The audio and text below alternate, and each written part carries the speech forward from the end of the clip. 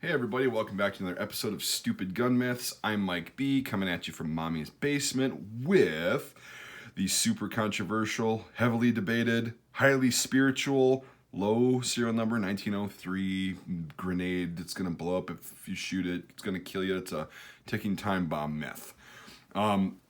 Basically, I've known about this for a long time, and I've made a few videos in the past. Some of them were pretty dumb, and I kind of take a more immature, trolly approach at explaining it and kind of have some fun with it. And what I'm going to do in this video is I'm just going to kind of go off of the facts that are displayed in this article. That's the link to that is in the description that I read several years ago, and this makes the most factual sense. It's done in a very research correct way where it's not as biased as many works, and then he puts his opinion at the end. But anyway, the link to that is in the description if you want to get more details, because I'm just going to go over the kind of basics of what happened, what the results were, and kind of clear up some misconceptions about this myth. So what happened was when World War I broke out, we started producing, excuse me, I got horse shit in my throat again. There we go. All right, sorry you had to endure that. I know I'll get a lot of comments. Oh God, you coughed in my headphones. It hurts. Anyway, all right, stay on topic, Mike. Stay on topic. So we get involved in the First World War, and production of 1903 rifles gets cranked up. And also the use gets cranked up because our military was expanding. So between July and December of 1917, 11 receivers were reported by the Army, and I think the Marine Corps too, I don't know, the military will say. 11 receivers were reported to have shattered, blew up, causing injuries. And, 11 receivers isn't really that many, but this is kind of like the whole gas in World War I effect. If 11 receivers blew up and word spreads around, that is not a good thing for us from a psychological standpoint, because your troops need to have faith in their equipment and their weapons that it's not going to blow up, right? And although it's only 11, I mean, everybody was affected by that knew about it. I would be. That would scare the shit out of me. So what happened was production stopped because these were reported, and it was like, okay, this is becoming a regular thing. And then this guy by the name of General Julian Hatcher was put in charge of this investigation. So what he found out in his little investigation, and you can read this all on that, the link to, it's in the article, and then he links to Hatcher's notebook as his source, so you can Google that if you want to check the more detailed investigation. Now it's going to take a long time to read, though. Anyway, what Hatcher found out was that some of the workers admitted to, apparently, and were kind of telling him that they used the eyeball method for kind of figuring out when they were heat treating a receiver, like it's just a chunk of metal. You heat treat it and you look at it. If it glows a certain hue, I guess, it's at the correct temperature. Because of mass production, they didn't have time to put each one into a thermometer and wait for the mercury to rise or whatever the hell the excuse was. Anyway, they eyeballed the temperature and knew it was at the right temperature based on the glow of the metal. Now, what Hatcher found out is that there was a temperature difference of around 300 degrees based on if it was like a bright day or a cloudy day.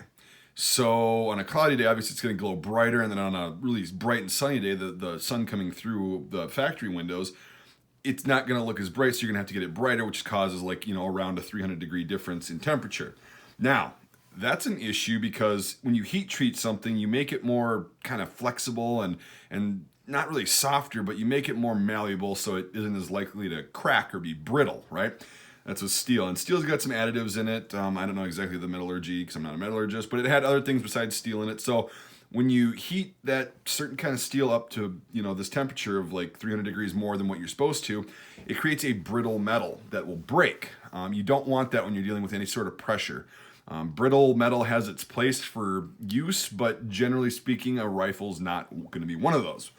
So, what would happen is what was happening on the original failures was the receiver would fail. It would crack right in this area and back here where the locking lugs are and everything, and it would cause the bolt to fly out, and you'd either get fragments in your face, or the bolt would come back and hit you in the eye or the face, break some bones, get some fragments in your body. Not a good thing. A lot of pressure, probably some burns from the excess gas. Who knows? Anyway, not a good thing. Catastrophic failure. That's it. So that's what was happening. Of course, they stopped production, and then once they figured this out, they began production again, and they started this new double heat treat method, right? So it was pretty much a double check to make sure it was good, and And I think they heated it up to just below the temperature just to make sure they didn't overheat it, and et cetera, et cetera. I don't know the exact details of that, but that's just my guess. And this started around, there was two manufacturers of the 1903, I forgot to mention, Springfield Armory and Rock Island Armory. This is a Rock Island Armory. And this is actually considered a low serial number because, I didn't know that until today. For Springfield Armory, between 750K or 1,000 to 800,000, your serial number, 6-digit, that's when they started this double heat treat, apparently. That's what this article says and whatever. This isn't me giving you advice on, whatever. And then on Rock Island, because they made significantly less, around 285,000, that serial number, and this is 276. So technically it's a low serial number. That's when they started doing the double heat treat. But they also found out during this investigation, Hatcher found out that there was a lot of issues with the hardness of the brass in the actual ammunition and the casings. And also the quality control really kind of went down the shitter in the First World War, and actually subsequently a little bit after, because it was being cranked out so fast. And he found out that not only was the brass more brittle and kind of whatever in the cartridges, that there was an issue with the consistency of kind of the headspace, and these rounds were sticking about 1/8 of an inch out of the chamber. When, they were being held by the bolt face, but the rounds were being held in a certain way where a lot of that pressure, which is it's around 50,000, 40 to 50,000 for the ammo they were using, PSI at the time. There was about 1/8 of an inch of the brass that all that pressure was solely relied on the brass. There wasn't the brass pushing up against the steel or back against the steel like you're supposed to have a complete pretty much seal, so the brass works at the steel and uses that pressure, et cetera, et cetera. Well, they found out that there was just brass on a lot of these cartridges. Now, that doesn't guarantee you're going to have a failure, and even if it does, it'll probably just vent out and you'll have a lot of smoke, and it'll be not a catastrophic failure, but it'll be a failure.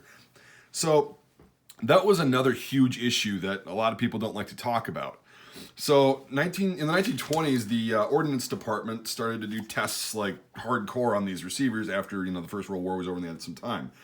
So they decided to take 3 low numbers that were started before this double heat treat method, and they started putting rounds through them that were loaded to about 50 to sometimes 100% above normal pressure, which is about 40 to 50,000 psi in that cartridge at the time, and in M2 ball ammo. We'll get there.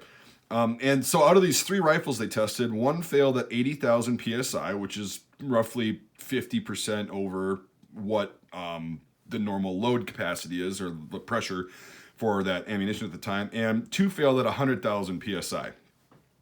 So all the receivers withstood the pressures well above military ammo. I mean, they failed at almost double almost 50% and 100% loads.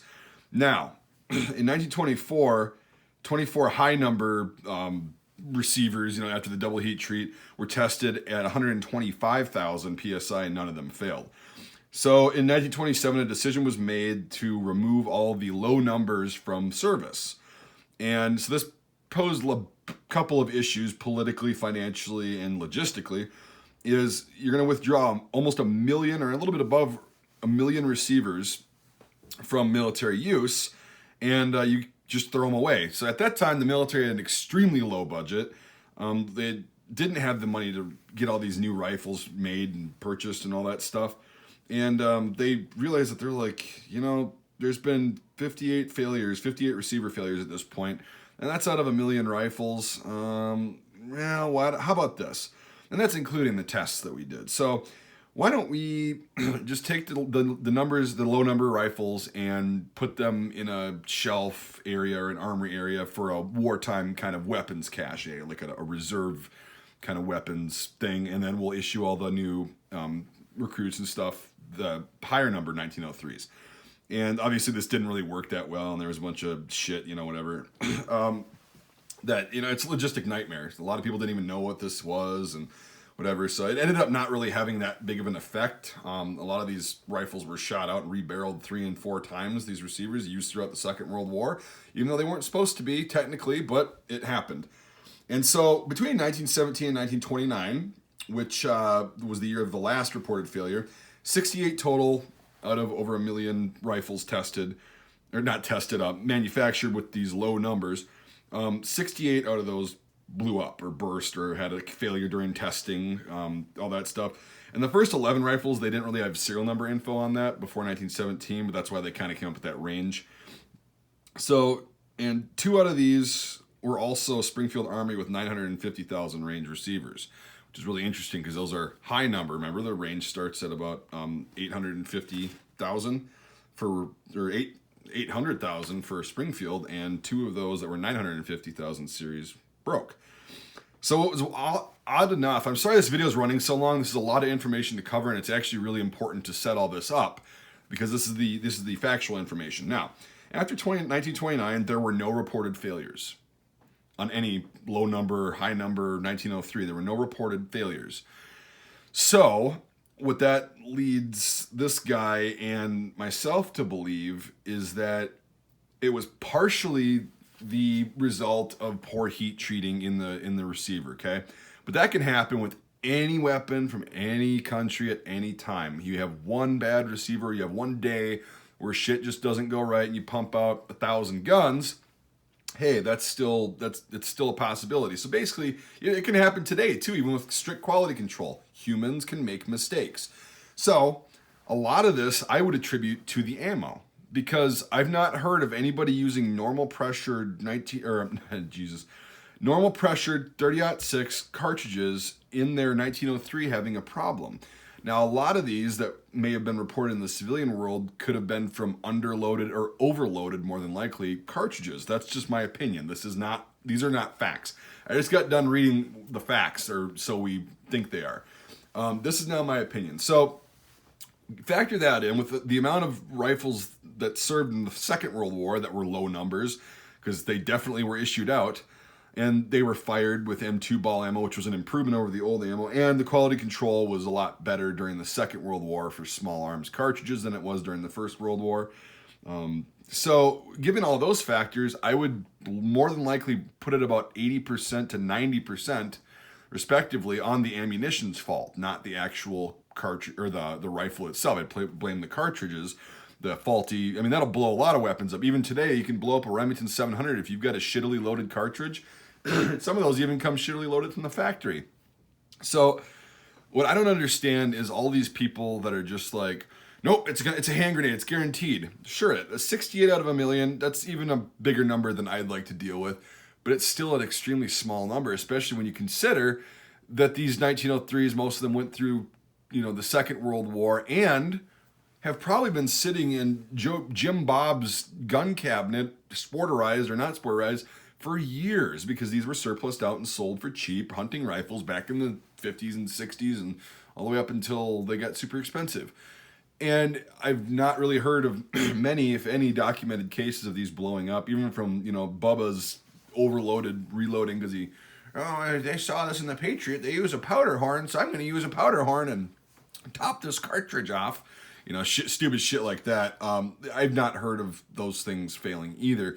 So when you take all those things into consideration and you factor in, that how many of these have been floating around forever and how many actual documented failures there have been, it's such a low number, get it, that I'm not concerned about it.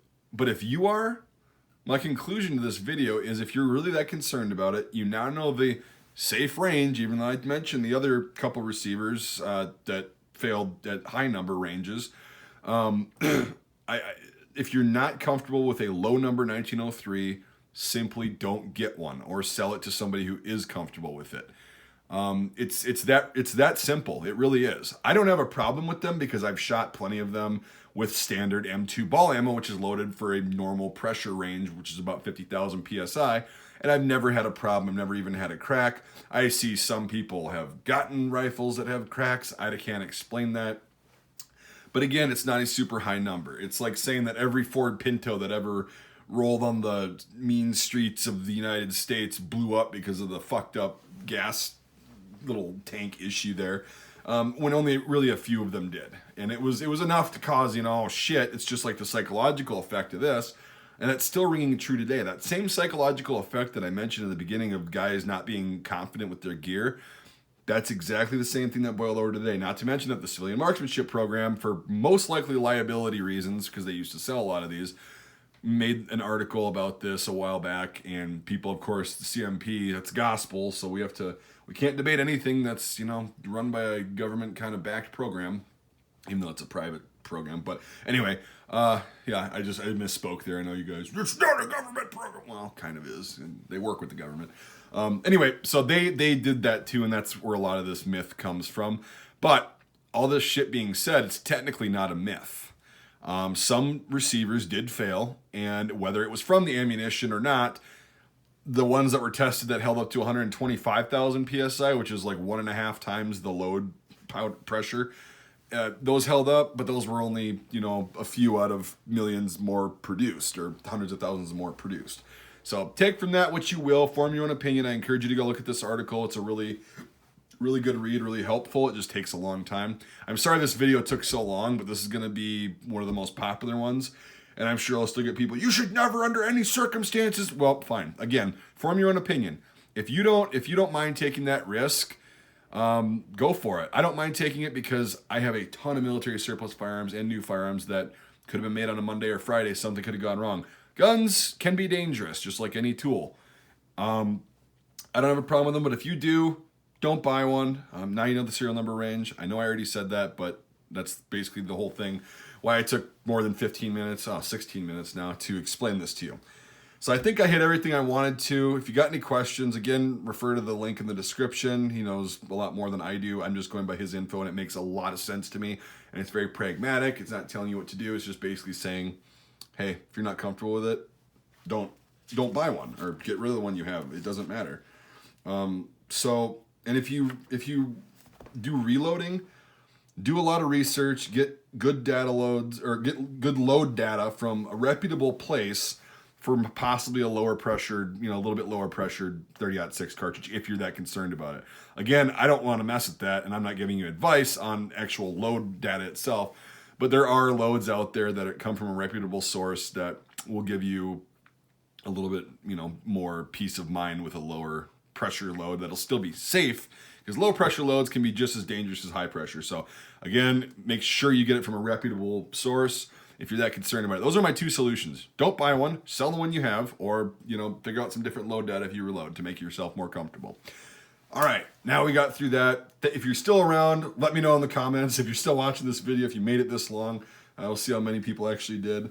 I appreciate you watching. Sorry I didn't, have more snarky shit to say. I just had a lot of info to get out in a relatively short amount of time. I hope this was helpful. I hope that article is helpful and you can form your own opinion on it. And so technically it's not a myth, but it's way overblown. It's just like, gas was the #1 cause of death in the First World War. It was not. Artillery was. But because of the psychological effect of, the thing that happened, it becomes a myth. So, which I'll be covering in a different series. So anyway, some truth to this for sure. Make up your own mind. I'll quit ranting now. I really appreciate you watching, guys. Let me know what you think about this video. I want to know. Hopefully it doesn't get too hostile with a bunch of the guys that have been believing this for years and preaching it. Again, you know what to do. I already said my piece. So, thanks for watching, everybody. For the third fucking time, I'll end the video.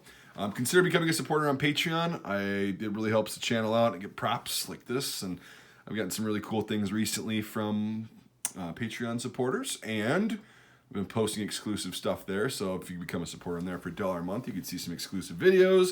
You get sneak peeks at cool things that are happening with the channel. That's a pretty neat thing. So enough said. I'm going to keep this under 19 minutes. Thanks for watching, everybody. I appreciate it. We'll see you on the next episode of Stupid Gun Myths.